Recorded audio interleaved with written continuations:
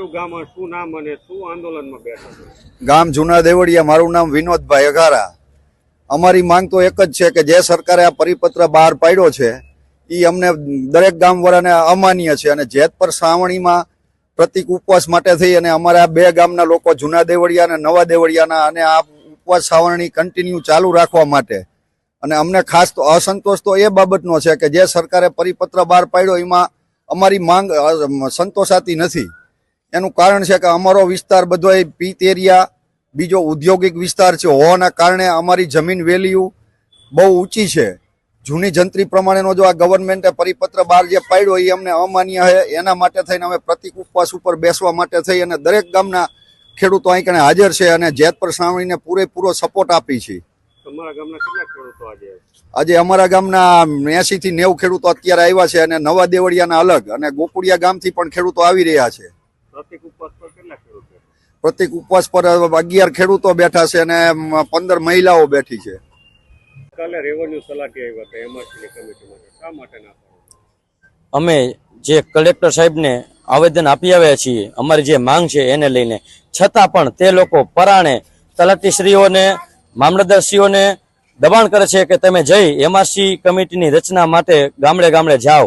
અમે સ્પષ્ટ શબ્દોમાં ના પાડી દીધી છે, કારણ કે અત્યારે ગુજરાત છાવણી જેતપરથી જે સંચાલન થાય તે આખું ગુજરાત કરે છે। માટે અમે સંપૂર્ણપણે બેન આવ્યા હતા જે તલાટી મંત્રીશ્રી એને ના પાડી દીધી છે કે અમારે આ કમિટીમાં આવવાનું થતું નથી, કારણ કે જે અમારી માંગ છે કાયદા મુજબ જે 1885 નો ટેલિગ્રાફ એક્ટ કલમ 10D મુજબ સંપૂર્ણ નુકસાન જોઈએ છે એ અમારી માંગ છે। અને અમે આવેદન સ્વરૂપે કલેક્ટરશ્રીને 25 થી 30 હજાર ભાઈઓ તથા બહેનો ખેડૂત ભાઈઓ લઈને આપી આવીએ છીએ, તો પણ એ લોકો ધ્યાનમાં લેતા નથી।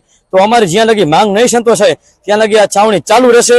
અને આજથી ફરીવાર જે અમુક લોકોને એમ હતું કે છાવણી બંધ થઈ ગઈ છે, નહીં, આજથી અમે ફરીથી ચાલુ કરી દીધી છે। ચાલુ જ હતી પણ અમુક લોકોને એવો વહેમ હતો કે આ બંધ થઈ ગઈ છે, કારણ કે સરકાર દ્વારા વારંવાર એવી રજૂઆત કરવામાં આવે છે કે છાવણી બંધ થઈ ગઈ છે, બંધ થઈ ગઈ છે, પણ એ ખોટી વાત છે। જ્યાં લગી માંગ નહીં સંતોષાય ત્યાં લગી આ બંધ થવાની નથી। વીજપોલની લડત ચાલી રહી છે, શું તમારી માંગ છે ને કઈ રીતે લડત ચલાવો છો?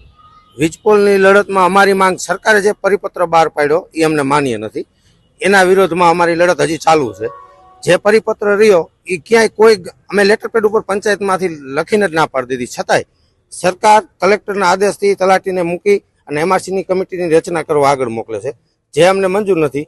અમે એને ના પાડી દઈએ એટલે જ્યાં જ્યાં પંચાયતમાં મંત્રી આવે તો એને એમઆરસીની કમિટીમાં જવામાં આવે। જે પરિપત્ર જ અમને માન્ય નથી તો એમાં એમઆરસીમાં અમારે જવાનો પ્રશ્ન જ નથી આવતો, એવું આવેદન અમે આપી દીધું છે લેખિતમાં। તો પછી એમઆરસીમાં એને બોલાવવાનો મતલબ જ નથી થતો કે જે પરિપત્ર અમને માન્ય ન હોય તો એમઆરસીની કિંમત નક્કી કરવા અમારે જવાનું થતું જ નથી। મારું ગામ નવા દેવળિયા। પ્રતિક ઉપર બેસવાનું કારણ એ જ છે કે જે સરકારે હમણાં હાલની તારીખમાં જે પરિપત્ર નવો બહાર પાડેલો છે એ ખેડૂતોની માગણીને ક્યાંક ને ક્યાંક અસંતોષ થાય છે, એના લીધે પ્રતિક ઉપવાસ પર આ છાવણી ઉપર બેઠેલા છે। આ 6 થી 9 થી 6 વાગ્યા સુધી ભાઈઓ 11 ભાઈઓ છે ને 15 બહેનો છે। રંજનબેન સનારિયા।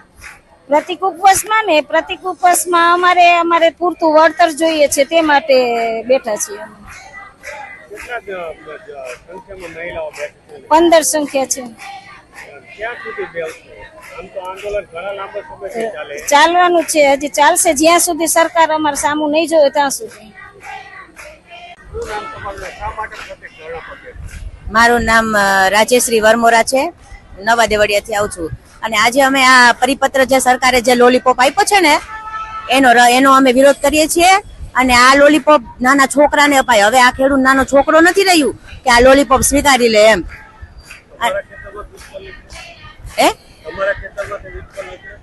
અમારા ખેતરમાં નથી નીકળતું પણ અમારા ભાઈઓ અને બાપાઓના ખેતરમાં તો નીકળે છે ને, અને ભવિષ્યમાં અમારામાં નીકળશે તો અમારે પાછળ છોકરાઓનું શું? જયારે એક માં જાગે ને, એની માં છે ને એના છોકરાઓનું જો કોઈક બટકું લઈ લે તો એનાથી સહન ન થાય, તો આ સરકાર તો આખો રોટલો લેવા બેઠી છે। તો આ માતાઓ અને બહેનો શું કરશે ને એ તેને ખબર જ નથી હજી।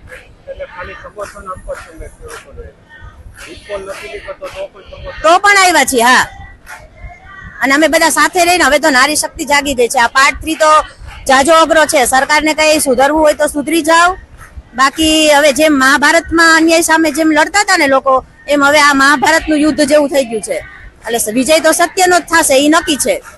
બાકી ખોટ એની છે કે જેમ જાજુ ઓલું કરશે એમ નુકસાની જાજી એને થવાની છે.